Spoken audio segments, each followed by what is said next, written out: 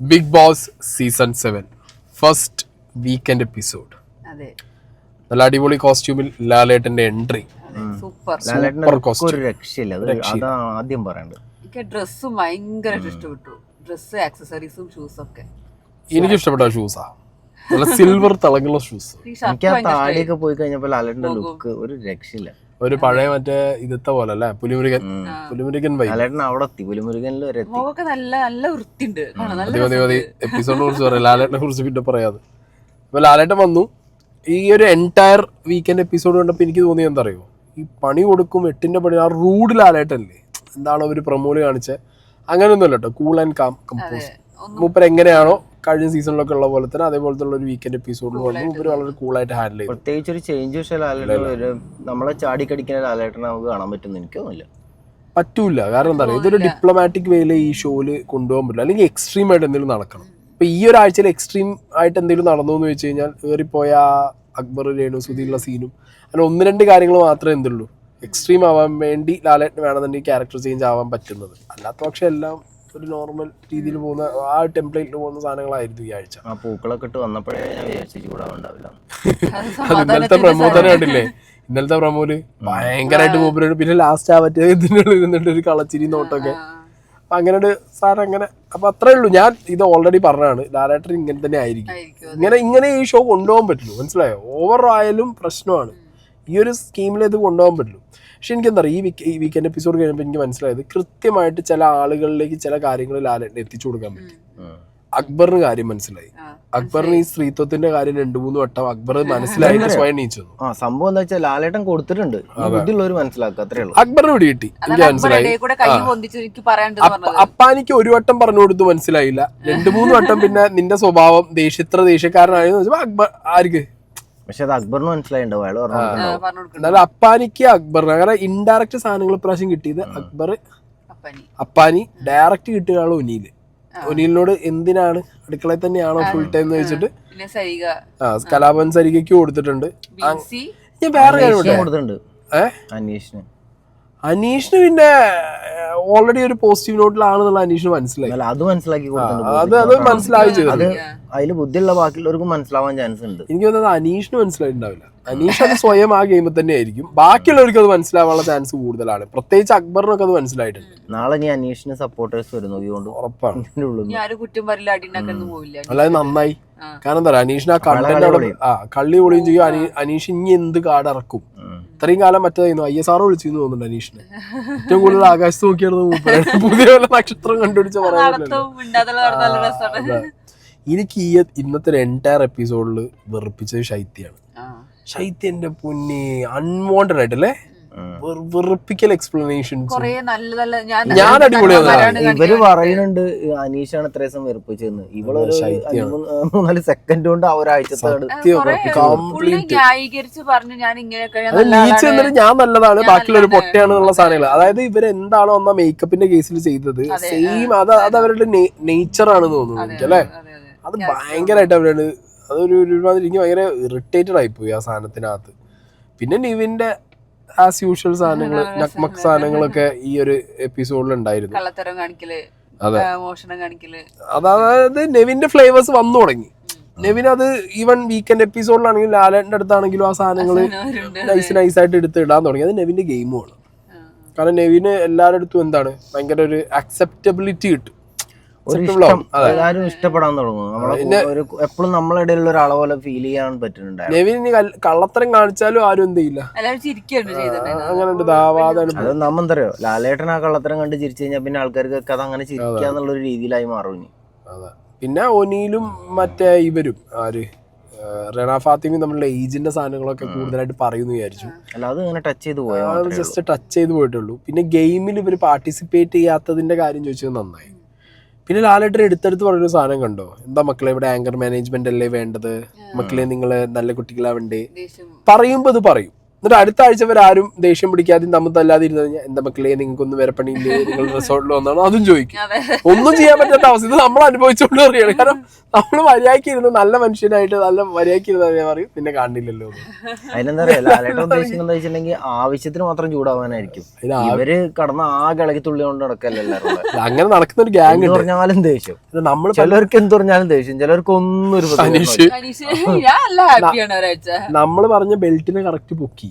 ശൈത്യ, ബിൻസി, ഒനീല്, സരിക, പിന്നെ ശാരികയുണ്ട്, പിന്നെ രഞ്ജിത്ത്.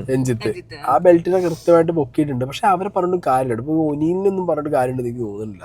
കാരണം ഈ കിച്ചൺ ടീം പെട്ട അവസ്ഥയാണ്. കിച്ചണിൽ പെട്ട ഭയങ്കര അവസ്ഥ. അത് 20 ആളൊക്കെ ഉള്ള സമയത്ത് കിച്ചണിൽ പെട്ടിട്ടുണ്ടോ, ദോശ ചുട്ടും ബാക്കി പരിപാടി ചെയ്തിട്ടും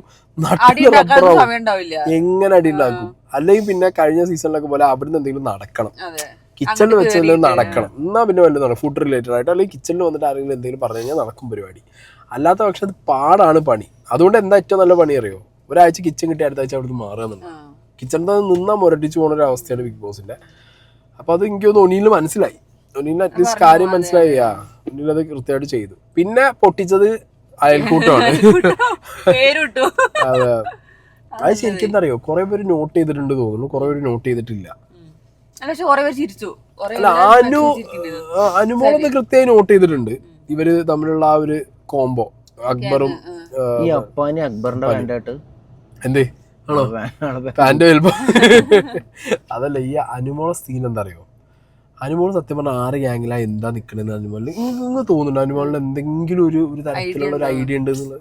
അനുമോൾക്ക് ഐഡിയ, അനുമോള് കുറെ എന്തൊക്കെ തത്വങ്ങളും ചിന്തകളൊക്കെ ഒരു പെട്ടിയും ബാഗ് കൊടുത്ത് ഇറങ്ങിയതാണ് നാട്ടിൽ. അതിന്റെ പ്രശ്നമാണ്. അതാണ് ഇവിടെ വന്നിട്ട് അവരും അങ്ങനെ കാണിക്കണം എന്നുള്ളതൊക്കെയാണ്. അല്ല, അനുമോളെ ഏറ്റവും വലിയൊരു എക്സ്ട്രീം എനിക്ക് എന്താ തോന്നി അറിയോ, രേണുസുദീന വിഷയം ഉണ്ടായില്ലേ. അപ്പൊ രേണുസുദീനോട് അറിയുമ്പോ സ്ത്രീ എന്താ ജെൻഡർ കാർഡ് എടുക്കണ്ടാറുണ്ട്. ഇന്നലെ ആ ജയിലിൽ കിടന്നിട്ട് ഫുള്ള് ജെൻഡർ കാർഡ് അടിച്ചത്, സ്ത്രീയായ എന്നോട് എന്നൊക്കെ പറഞ്ഞിട്ട്. ജെൻഡർ കാർഡ് മാത്രമല്ല, മൂപ്പത്തി എന്തോ ഏജ് ബഹുമാനിക്കലും അങ്ങനത്തെ കാല് തൊട്ട് തഴുകലും എന്നൊക്കെ പറഞ്ഞിട്ടുള്ള കുറെ പരിപാടികളാണ്. അവര് എന്ത് ചെയ്താലും നമ്മൾ മിണ്ടാതിരിക്കണം എന്നൊക്കെയാണ് മൂപ്പത്തിന്റെ ഒരു വശം. പിന്നെ പണിപ്പുരേന്റെ ഒരു ഇമ്പോർട്ടൻസും ആ ബാൻഡിന്റെ ഒരു ഇമ്പോർട്ടൻസും കയ്യിലുള്ള. ഞാൻ വിചാരിച്ചത് ആ ബാൻഡ് ഒരു ആഴ്ചയോടുകൂടി തീരും എന്നുള്ളതാണ്. അല്ലാതെ ഇപ്പൊ ഈ സീസൺ എൻഡ് ആവണ വരെ കുറെ ബാൻഡ് വെച്ചുള്ള പരിപാടികൾ ഉണ്ട് തോന്നുന്നു. That's really good. ഗിസേലിന്റെ കാര്യം, മിസൈല് ആദ്യം ലാലേട്ടൻ വന്നപ്പോ തന്നെ ഈ ലാലേട്ടൻ ഇഷ്ടപ്പെടാത്ത 1-2 പരിപാടികളുണ്ട്. ഈ ലാലേട്ടൻ ഇതൊക്കെ പറയുള്ളൂ, റെസ്പെക്ട് കിട്ടിയില്ല എന്നുണ്ടെങ്കിൽ ലാലേട്ടനും പൊളിയെന്നൊക്കെ മനസ്സിലായി. അത് നമുക്കറിയാം. ലാലേട്ടൻ വരുമ്പോ ഗിസേല് കാലും കഴിച്ചിട്ട് കൗച്ചിൽ അങ്ങനെ ഇരിക്കുക. അത് ശ്രദ്ധിച്ചോളെ. ഇനി ആ ഭാഗത്തേക്ക് നീച്ചിട്ടില്ല, ബാക്കിയൊക്കെ നീച്ചപ്പോഴും 30 നീച്ചിട്ടില്ല. പിന്നെ അവരുടെ താല്പര്യം നീക്കായിരിക്കും. ചിലപ്പോൾ അവരുടെ ഡ്രസ്സ് കൊണ്ട് അവർ നീക്കാൻ പറ്റാതായിരിക്കാം. വാട്ട് എവർ ഇറ്റ് ഈസ്, അവർ ചെയ്ത പരിപാടിക്ക് ആ പണി കൊടുത്തത് ശരിക്കാണ്. അല്ലാതെ കണ്ണ് പൊടിയിടാനല്ല എന്നുണ്ടെന്നുണ്ടെങ്കിൽ ഇറ്റ്സ് ഓക്കെ, ഗുഡ്, നല്ല പണിയാണ്. അത് 8ന്റെ അല്ല 7ന്റെ അല്ല 8ന്റെ പണിയാണത്. ഇത് ബാഗ് തിരിച്ചു പോകണം.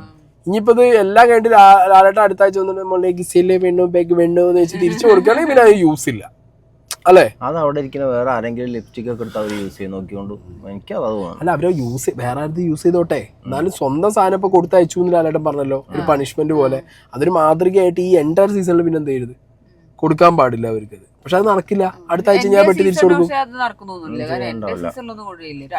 വേണ്ട, ഒരു 4-5 ആഴ്ചക്ക് പറ്റില്ല. ഒരു പെട്ടിയല്ലേ പോയത്, ഒരു പെട്ടി പോയോ. കാരണം അവർ ചെയ്ത മഹാവൃത്തിയായിട്ട പരിപാടിയാണ്. ബാക്കി ആർക്കും ഇല്ലാതെ അവർക്ക് മാത്രം എത്രത്തോളം മറ്റേ ഒരു അപ്പർ ഹാൻഡ് കിട്ടുക എങ്ങനെയാ, അത് ഒരിക്കലും നടക്കുന്ന പരിപാടിയല്ലോ. കാരണം ആ വീട്ടിനകത്ത് ബാക്കിയുള്ളവരൊക്കെ ഒരു സാധനം കൂടി കുടിക്കില്ല. അതല്ലാതെ മറ്റേ ആ ഡോക്ടറും ചെയ്യേണ്ടത് പിന്നെയുണ്ടോ, അവരും ലിപ്സ്റ്റിക് ഒക്കെ ഇട്ട് നടക്കുന്നുണ്ട്. അല്ല, ഒരു ലിപ്സ്റ്റിക്ക് അവനാന്റെ കയ്യിൽ ഇപ്പൊ നിവിന് പെട്ടി കിട്ടിയപ്പോ ഈ സാധനം കിട്ടി, നിവിന് അത് അനുമോക്ക് കൊണ്ടിട്ട് കൊടുക്കുന്നുണ്ട്, ബാക്കിയുള്ളവർക്ക് ചെയ്യുന്നുണ്ട്.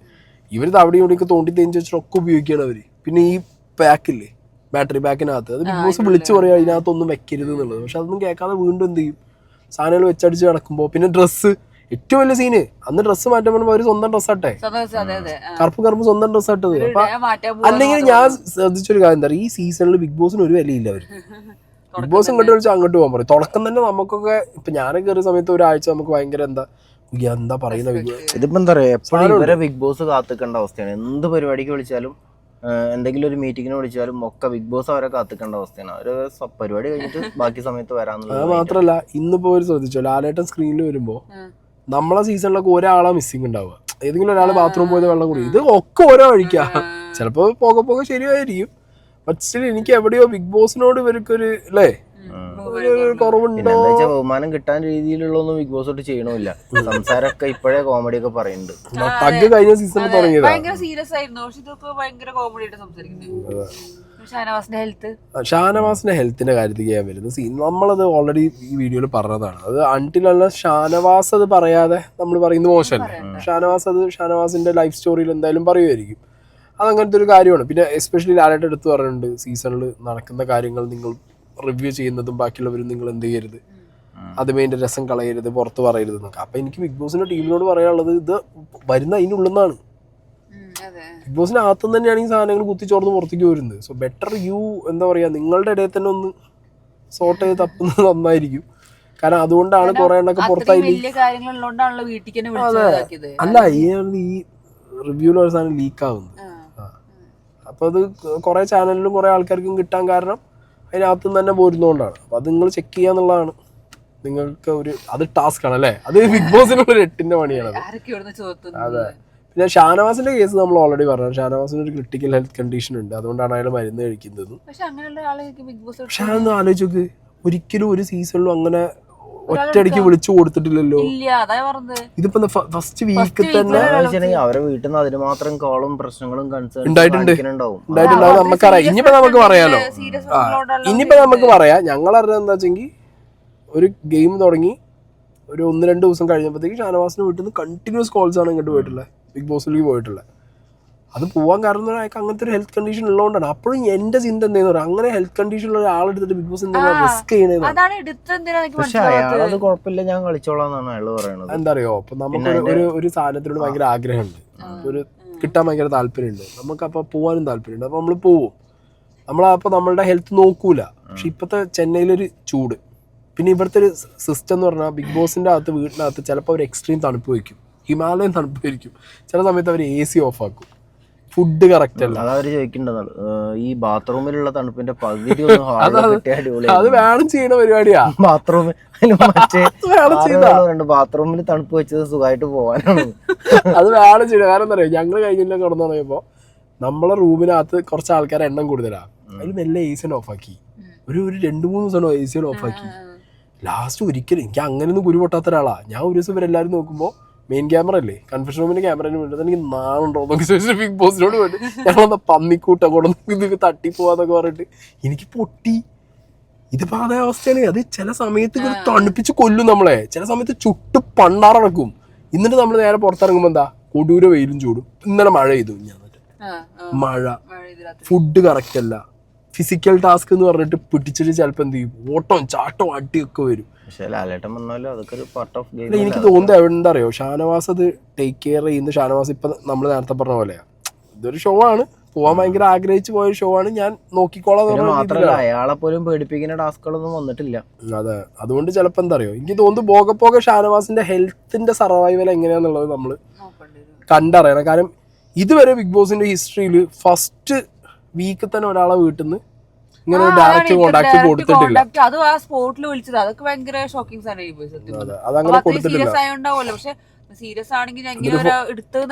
മാത്രല്ല എന്താന്ന് വെച്ചാൽ ഇപ്പൊ പുറത്തത്തെ വീഡിയോ പ്രാവശ്യം കാണിച്ചില്ല ഇതിന്റെ ഉള്ളില്. അപ്പൊ പിന്നെ പുതിയ കാര്യങ്ങളൊക്കെ കൊണ്ടുവരായിരിക്കും.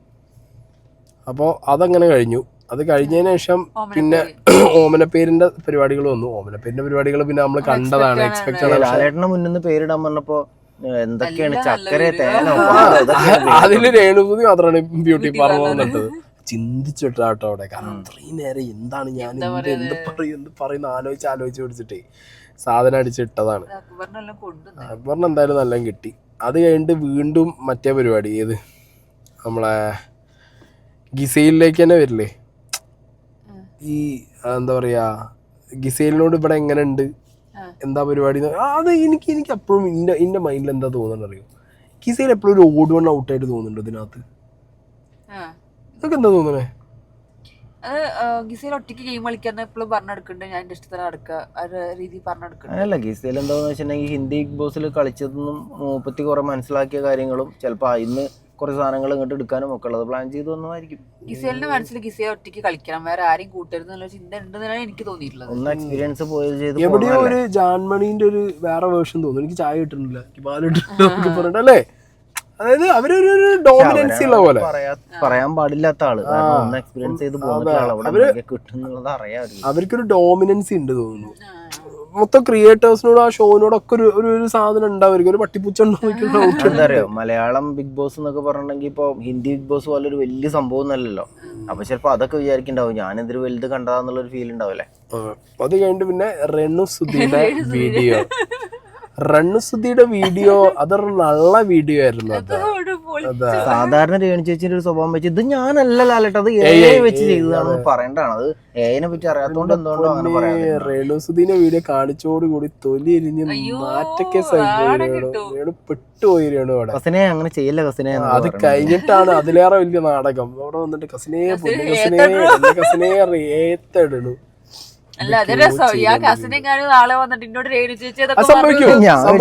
അമ്പലം ഉണ്ട് അവിടെ പോയിട്ട് പ്രാർത്ഥനയും ജപമൊക്കെ കണ്ടപ്പോഴേ അടുത്ത സാധനം വരും. അതിപ്പോ എന്താന്ന് പറയും, ആ കസിനും ഉണ്ടാവില്ല അങ്ങനെ ആളും ഉണ്ടാവില്ല. ലാസ്റ്റ് ആരെങ്കിലും വന്നിട്ട് പറയും ഇന്നോട് പറഞ്ഞിട്ടാണ് ഞാൻ ഇട്ടത്, ഇപ്പൊ ഇന്നോ വന്നതിനോട് കുറ്റക്കാരി. കാരണം ഈ ടൈമിൽ ഇട്ട് കഴിഞ്ഞാൽ കത്തൂലോ. കസിനാണെങ്കിൽ രേണേച്ചിന്റെ കസിനല്ല, അപ്പൊ പിന്നെ ആ രീതിയിലൊക്കെ വരാൻ ചാൻസ് ഉണ്ട്. അത് ഫുള്ള് വിറ്റിട്ടോ അത് ചീറിയത് എന്താ പറയുക. അതല്ല, പക്ഷെ വേറെ കാര്യമുണ്ട്, ഓൾറെഡി ഈ സാധനങ്ങളൊക്കെ ചെയ്യുന്നതാണ്. നമ്മള് മലയാളം ബിഗ് ബോസിൽ അത് അത്ര യൂഷ്വൽ അല്ലാന്നുള്ള. അല്ലാത്ത ബിഗ് ബോസ് സീസണിലൊക്കെ അതൊരു കിടില മൂവ് ആയിരുന്നു കേട്ടോ ലാലേട്ട. കാരണം ഇനി എന്താ പറയാ, ഈ നാളെ മുതൽ അങ്ങോട്ട് തിങ്കളാഴ്ച മുതൽ ലൈവുള്ളൂ, ഇനി അങ്ങോട്ട് ഈ ഒരാഴ്ച മൊത്തം രേണുവിന് അത് വെച്ചടിക്കും. അതിന് രേണുവിനെ മാത്രല്ല വേറെ ആരും അത് ഇട്ടാലും അവർക്ക് പുറത്തും നെഗടിക്കും. അതെ, പക്ഷെ അത് നെഗടിക്കേണ്ട ആവശ്യമൊന്നുമില്ല. ആവശ്യമില്ല, പക്ഷെ ലാലേട്ട നമുക്കും കൊണ്ട് നെഗ് അടിപ്പിക്കാൻ വേണ്ടിട്ടാണ് ഇട്ടെന്നുള്ളത്. അതെ, പിന്നെ അത് കഴിഞ്ഞിട്ട് പിന്നെയും നെവിന്റെ കറങ്ങി തിരിഞ്ഞ് നെവിന്റെ എന്ത് മോഷണം പരിപാടികള്. അനീഷിന്റെ ഒന്നും ശരിക്കും പറഞ്ഞാൽ കാണിച്ചില്ല. അനീഷിനെ ഒന്നും കാണിച്ചില്ല. അനീഷിനെ അങ്ങനെ തൊട്ടില്ല, സൈഡാക്കി.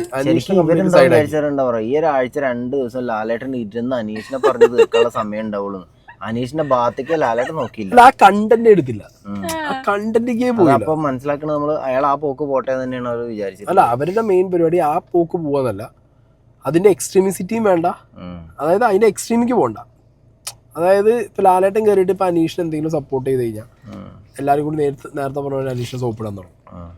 അനീഷിനെ ലാലേട്ടൻ അങ്ങോട്ട് എതിർത്ത് കഴിഞ്ഞാൽ അവര് വിടാതെ അനീഷിനെ തൊലത്തി അടിക്കും. മാത്രമല്ല അനീഷിന്റെ ഗെയിമോട് പോവുകയും ചെയ്യും, അയാൾ സൈലന്റ് ആവുകയും ചെയ്യും. അല്ല, അനീഷ് അങ്ങനത്തെ ഒരു മനസ്സിലാവുന്ന ക്യാരക്ടർ തോന്നുന്നില്ല, ഒറ്റ ബുദ്ധി തോന്നുന്നു. അയാളെ പിടിച്ച പോയതിൽ 10-9 പോണ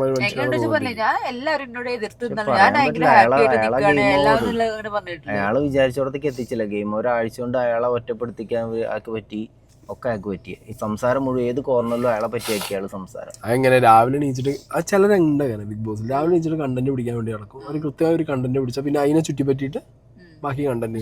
അത് പറഞ്ഞ രസമാണ്. എന്നെ എല്ലാവരും ഒറ്റപ്പെടുത്തിയാലും ഞാൻ ഒറ്റയ്ക്ക് ഞാൻ ഹാപ്പിയാണ്, എനിക്ക് ഭയങ്കര സന്തോഷമാണ്. അതൊരു ഭയങ്കര പോസിറ്റീവായിട്ട് പറഞ്ഞത്. അതെ, മാത്രല്ല അയാളെ കണ്ടില്ല, ഇവരെല്ലാരെയും അയാളെ അടുപ്പിക്കാൻ നോക്കിയില്ലേ, അയാളടുത്തേക്ക് അടുപ്പിക്കാൻ നോക്കിയില്ലേ അയാള്. എന്തായാലും അയാൾ കൊള്ളാം, നല്ല ഗെയിമാണ് അനീഷിന്റെ ആ ഗെയിം. അങ്ങനെ ഇതെന്താ പറയുക, എനിക്ക് ഇപ്പോഴുള്ള ഡൗട്ട് ഈ ഗെയിം എത്ര ദിവസം കളിക്കാൻ പറ്റുന്നുണ്ടോ, മനസ്സിലായോ? കാരണം എല്ലാവരുടെ ഗെയിമും അപ്പാവുന്നുണ്ട്, ഓരോരുത്തരുടെ ഗെയിമും ഓരോ ദിവസം എന്ത് ചെയ്യുന്നുണ്ട്, കയറി കയറി പോകുന്നുണ്ട്. അതെപ്പോഴും പോവാന്ന് വെച്ചാൽ എല്ലാവരുടെ ഗെയിമിക്ക് കോൺസെൻട്രേഷൻ വരുമ്പോൾ ഇയാളുടെ അടുത്തുനിന്ന് പോകും. പിന്നെ എല്ലാവർക്കും ഇട്ട് അടി കൊടുക്കുന്ന സമയത്ത് അനീഷിന് മാത്രമുണ്ട്. ഇതിപ്പോ എന്താ വെച്ചാൽ കൂട്ടത്തോടെ അനീഷിനെ ആക്രമിക്കുന്നോണ്ടാണ് പ്രശ്നം. അതിന് വരുന്ന വീക്ക്ലി ടാസ്കും മോർണിംഗ് ടാസ്കും ഒക്കെ ആയിട്ട് വരുമ്പോ അതിനകത്ത് അങ്ങോട്ടും കൊണ്ട് ആൾക്കാർ തമ്മിൽ ഫ്രിക്ഷൻ വരുമ്പോ തമ്മിൽ അടി തുടങ്ങുമല്ലോ, ഓരോ പേഴ്സൺസ് തന്നെ ചേഞ്ച് വരും. കാരണം ക്യാപ്റ്റൻ ആയതുകൊണ്ടാണ് ഇവര് കൂടുതൽ അയാളെ മേത്ത് കോൺസെൻട്രേഷൻ വന്നത്. ഇനിയിപ്പോ അത് ഉണ്ടാവില്ല. അല്ല, ഷാനവാസ് ആവുമ്പോ അനീഷ് തിരിച്ചടിക്കും, അനീഷ് തിരിച്ചു കൊടുക്കും. അപ്പൊ എനിക്ക് തോന്നുന്നു പലതിലും ഇനിയിപ്പോ നാളത്തെ എപ്പിസോഡിൽ മറ്റേ ജയിലിന്റെ ശരിക്കും ചോദിക്കണം. ജയിലിന്റെ ചോദിച്ചില്ലെങ്കിൽ അടുത്ത ആഴ്ച ചിലപ്പോ ജയിലിന്റെ കള്ളികളൊക്കെ വലിച്ചു ജയിലിന് 7-7 എന്നുള്ള അതൊക്കെ മാറ്റിട്ട് ഒരു നടന്നതും പിന്നെ അനീഷിന്റെ ക്യാപ്റ്റൻസിനെ കുറിച്ച് ചോദിച്ചാൽ കുറെ കുറ്റങ്ങൾ പറയാനുണ്ടാവും. നാളെ മൊത്തം അതായിരിക്കും എനിക്ക് തോന്നുന്നു. നാളത്തെ ഒരു എപ്പിസോഡ് മൊത്തം ജയിലിൽ ചോദിക്കുന്നുണ്ടാവും. ജയിലും അനീഷിന്റെ ക്യാപ്റ്റൻസിന്റെ പരിപാടികളായിരിക്കും നാളെ മൊത്തം ചോദിക്കാൻ പോകുന്നത്. എന്തായാലും പുതിയ ക്യാപ്റ്റനെ ചോദിക്കും, അതേപോലെ കഴിഞ്ഞ ക്യാപ്റ്റൻസി എങ്ങനെ ഉണ്ടായിരുന്നു ചോദിക്കും. അപ്പോൾ റൗണ്ട് ഫുള്ള് പറയാനുണ്ടാവും. അപ്പൊ അനീഷിനോട് ചോദിക്കും, അനീഷ് പറയും ഞാൻ ഹാപ്പിയാണ്. പിന്നെ നമ്മളെ റോബോട്ട് ഡോഗ് തലയില്ല ഡോഗ് വന്നിട്ടുണ്ട്. അപ്പൊ റോബോട്ട് ഡോഗ് കഴിഞ്ഞ കൊല്ലത്തെ ലാലേട്ടന്റെ നമ്മളെ സീസണിൽ ഉണ്ടായിരുന്ന ഹോളോഗ്രാമിലെ ലാലേട്ടനായിരുന്നു. പ്രാവശ്യം അതിന് പകരം ലാലേട്ടൻ ഒരു ഡോഗിനെ വെച്ചു, റോബോ ഡോഗിനെ വെച്ചു. എനിക്ക് തോന്നുന്നത് ഈ റോബോ ഡോഗിന്റെ ചാർജ് ഒക്കെ 4-5 മണിക്കൂർ നിൽക്കുള്ളൂ. അപ്പൊ ആ ടൈം മാത്രം അതിനൊക്കെ ഇറങ്ങിയിട്ട് കണ്ടിന്യൂസ് ആണ് നിൽക്കാൻ പറ്റില്ല സാധനം ചാർജ് ചെയ്യണം. അപ്പൊ കുറച്ചു നേരം നിന്നിട്ട് ഇറങ്ങി പോരുമായിരിക്കും. അത് എപ്പോൾ കയറി ഇറങ്ങണോ ആ ടൈമിൽ കുറച്ച് ടാസ്കും പരിപാടികളും സീക്രട്ട് പണികളും ഒക്കെ ആയിട്ടായിരിക്കും റോബോഡോഗ് കയറുന്നത്. പക്ഷെ സ്റ്റിൽ റോബോഡോഗിനെ എക്സ്പ്ലോർ ചെയ്യുന്നത് എങ്ങനെയാണെന്ന് കാണാൻ എനിക്ക് ഭയങ്കര ക്യൂരിയോസിറ്റി ഉണ്ട്. കഴിഞ്ഞ ഹോളോഗ്രാം അവർ മറ്റേ മറ്റേ ടങ് ട്വിസ്റ്റർ ടാസ്ക് ഉണ്ടായില്ലേ, രാത്രി പൂച്ചനെ കൊണ്ട് വെച്ച് മണി, അത് ഭയങ്കര രസമായിരുന്നു. ലാലേട്ട് വന്നിട്ട് ഇങ്ങനെ മണിയടിച്ച് ഇങ്ങനെ പോകും, രസമായിരുന്നു. പിന്നെ ഹോളോഗ്രാമിന് വേറെ ലൂപ്പ് ഉണ്ടായിരുന്നു. എനിക്കത് അതുകൊണ്ടാണ് അവർ ഇപ്രാവശ്യം അത് ഒഴിവാക്കിയത് തോന്നുന്നു. ലൂപ്പ് ഹോളുണ്ട് ഹോളോഗ്രാമിന്റെ. കാരണം വെച്ചാൽ നമുക്ക് സമയവും ഡേറ്റും ഒന്നും അറിയാൻ പറ്റില്ലല്ലോ ബിഗ് ബോസിനകത്ത്. പക്ഷെ നമുക്ക് പറ്റിയത് ഇതിന്റെ സ്ക്രീന് സ്റ്റക്കാവും. ഞാൻ രാവിലെ നോക്കുകൊണ്ട് ഒരു ദിവസം ഇതിന്റെ സ്ക്രീന് സ്റ്റക്കായി കിടക്കുന്നത്.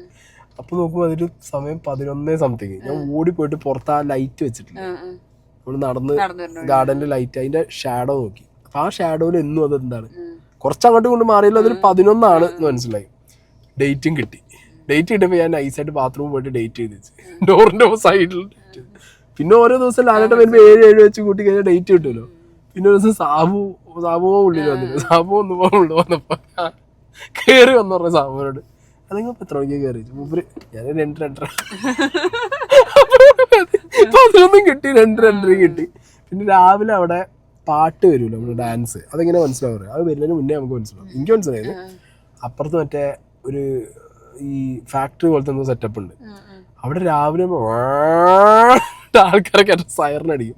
ആ സൈറൻ വന്ന് കറക്റ്റ് സ്പോട്ടിൽ അവിടെ എന്ത് വരും, പാട്ട് വരും. പാട്ടും ഡാൻസും കളിക്കും. രാത്രി മാത്രമാണ് സമയം പിടുത്തം കിട്ടാതെ. എന്നിട്ട് ഇങ്ങനത്തെ അലഞ്ഞ് നടക്കട്ടോ രാത്രി. ഇത് എത്ര മണിക്ക് ഇവര് ശരിക്കും കളിക്കാണ് ബിഗ് ബോസ് നമ്മളോട്. രാത്രി നമ്മളെ മൈൻഡ് വെച്ച് കളിക്കുക. ചിലപ്പോൾ പുലർച്ചെ 2 മണിക്ക് ലൈറ്റ് ഓഫ് ആക്കില്ല, നമ്മളറിയില്ല. നമ്മൾ വിചാരത്തിൽ ലൈറ്റ് ഓഫ് ആക്കിയല്ലോ ഉറങ്ങുക. ചിലപ്പോൾ 7 മണിക്ക് ലൈറ്റ് ഓഫ് ആക്കി നമ്മളെ കടത്തി ഉറക്കും. ഇത് ഉറങ്ങിയിട്ട് തീരുമില്ല. അപ്പൊ ആകെ പെട്ടുപോലോ. അങ്ങനെ ഇരിക്കണ ഒരു ദിവസം ഈ മണി ടാസ്ക് വന്ന സമയത്ത് ഹോളോഗ്രാം ലാലേട്ടൻ വരാൻ വേണ്ടി ഓണായപ്പോൾ കറക്റ്റ് രാത്രിയത്തെ സമയം കിട്ടി. രാത്രി 1:30-1:45 സമയം കിട്ടി രാത്രി. പക്ഷെ നിഴലില്ലല്ലോ നോക്കി വെക്കാൻ. എവിടെ പോയിട്ട് ഞാൻ എങ്ങനെ 1:30 നോക്കി വെക്കും? അതുകൊണ്ട് ഹോളോഗ്രാമിക്ക് പോകുന്നത് അതുകൊണ്ട് പ്രാവശ്യം എടുത്ത് മാറ്റി വന്നിട്ടുണ്ടാവും. ഇതുകൊണ്ടായിരിക്കില്ലേ ഈ സമയം ഇങ്ങനെ സ്റ്റക്ക് ആയ ഡേറ്റ് കൊണ്ടായിരിക്കില്ല. അത് കുറച്ചും കൂടി എക്സ്പെൻസീവ് ആണ് ആ സാധനം. പിന്നെ കുറെ നേരം റൺ വയ്ക്കണം, അത് ചൂടാവണം, അങ്ങനെ കുറെ പരിപാടികളുണ്ട്. ഇത് അതിന്റെ ആവശ്യമില്ല. പിന്നെ ലാലേട്ടൻ എക്സ്ട്രാ ഷോട്ട് എടുക്കണം. ഇതിപ്പോ അതിന്റെ ആവശ്യമൊന്നുമില്ല. ഡോഗ് ആണെങ്കിൽ ഇത് പ്രത്യേകിച്ച് ഒന്നുമില്ല, ചാർജ് ചെയ്തിട്ട് ഇട്ടാൽ മതി. ഞാൻ കേട്ടിട്ടുണ്ടായിരുന്നു മോഹൻലാലിന് ഇപ്പൊ ആദ്യത്തെ 2-3 ആഴ്ച വരാൻ പറ്റില്ല, ഷൂട്ടിംഗ് ആണ് എന്നൊക്കെ പറഞ്ഞിട്ട്. എനിക്ക് ദിലീപേട്ടനോ അല്ലെങ്കിൽ വേറെ ഇനി തമിഴ് സെറ്റിൽ നിങ്ങളുടെ ആൾക്കാർ ഇങ്ങോട്ട് വരും ഇനി വിജയ് സേതുപതിട്ട്. കാരണം എന്താ വെച്ചാൽ ഇതിലൊക്കെ തമിഴിലൊക്കെ ഉണ്ടായിട്ടുണ്ടെന്ന് കമൽഹാസൻ ഇല്ലാത്ത സമയത്ത് വേറെ ആരോ ഒന്ന് സമയത്ത് ആരോ തമിഴിലുള്ള ആൾ തന്നെ വന്നിട്ടാണ് ആങ്കർ ചെയ്ത്. വെങ്കടേഷ് അല്ല, എന്താ അക്കിനേനി, മറ്റേ അക്കിനേനി വരുന്നത് തെലുങ്ക് അല്ല, അയാളെ ചെങ്ങി കയറി വന്നോ തമിഴിക്ക്. ചൈതന്യടോ, നാഗ ചൈതന്യ അച്ഛൻ നാഗാർജുന. അമ്മേ ചൈതന്യ നാഗാർജുന. എന്താണെങ്കിലും ഓണം പ്രാവശ്യം ബിഗ് ബോസിനകത്ത് ഒരു പൊളിയായിരിക്കും. ഇപ്രാവശ്യത്തെ ബിഗ് ബോസ് ഇതുവരെ എന്താ പറയാ, നമുക്കൊരു ഭയങ്കര ചാടിച്ചാടി നിൽക്കുന്ന സംഭവങ്ങളൊന്നും ഇല്ല. ഒന്നും ഒരു ഉഷാറാവാൻ പറ്റിയ സാധനങ്ങളൊന്നും ഒരാഴ്ചയിലേ കഴിഞ്ഞിട്ടുള്ളൂ. കമന്റ്സിനുള്ളിൽ ഞാൻ കണ്ടത് ഇപ്രാവശ്യത്തെ ബിഗ് ബോസ് സൂപ്പറാണ്, ഒരാഴ്ച ലൈവ് അടിപൊളിയാ, അടിയിടി നടക്കുകയാണ്. ലൈവ് അടിപൊളിയാ, ബിഗ് ബോസ് അടിയിടിയൊക്കെ ഓക്കെയാണ്, ലൈവ് അടിപൊളിയാണ്. ഞാൻ പറയട്ടെ, എന്താ അറിയോ, ടാസ്ക് ബിഗ് ബോസിന്റെ ടാസ്കിൽ ആക്ടിവിറ്റീസ് ഉണ്ട് ലൈവ്, അതുകൊണ്ട് തന്നെ അടിപൊളിയാണ്. കാരണം പണീന്റെ മുകളിൽ പണി വരുമ്പോ കണ്ടസ്റ്റൻസ് തമ്മിലുള്ള കോമ്പോസ്, തമ്മിലുള്ള അടി, കണ്ടസ്റ്റന്റ് ബേസ്ഡ് കോണ്ടന്റ് ഇല്ലേ, അതിപ്പോ രേണുവിന് മാത്രമേ ഉള്ളൂ. ടു ബി ഹോണസ്റ്റ്, അത് രേണുവിന് മാത്രമേ ഉള്ളൂ. പുറത്ത് സോഷ്യൽ മീഡിയ ഡിസ്കസ് ചെയ്യുന്ന കണ്ടന്റ് ബേസ്ഡ് ഒരു കണ്ടസ്റ്റന്റ് ആരാ?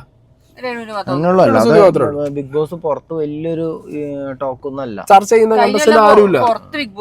പിന്നെ അത് മാത്രല്ല, ഇപ്രാവശ്യം അകത്ത് കയറിയ ഫേസുകളൊന്നും അങ്ങനെ വെൽ നോൺ സോഷ്യൽ മീഡിയ ഫേസുകളും അല്ല. മനസ്സിലായോ? അതൊരു വേറെ റീസൺ ആണ് അതിന്. അതൊരു ഇനിയിപ്പോ വൈൽഡ് കാർഡ് കയറണ്ടാവും. ആ കയറുന്ന ആൾക്കാർ കുറച്ച് കാര്യങ്ങൾ നോക്കി വെച്ചിട്ടൊക്കെ ആവുമല്ലോ കയറണ്ടാവും. സംഗതികളൊക്കെ ഒന്ന് മാറാം. വൈൽഡ് കാർഡ് കയറിയാൽ ആരിട്ട് അടിക്കുന്ന അറിയോ? രേണുവിന് തന്നെ വായിത്തടി ഫസ്റ്റ് അടി രേണുവിന്റെ തലക്കന്നെ.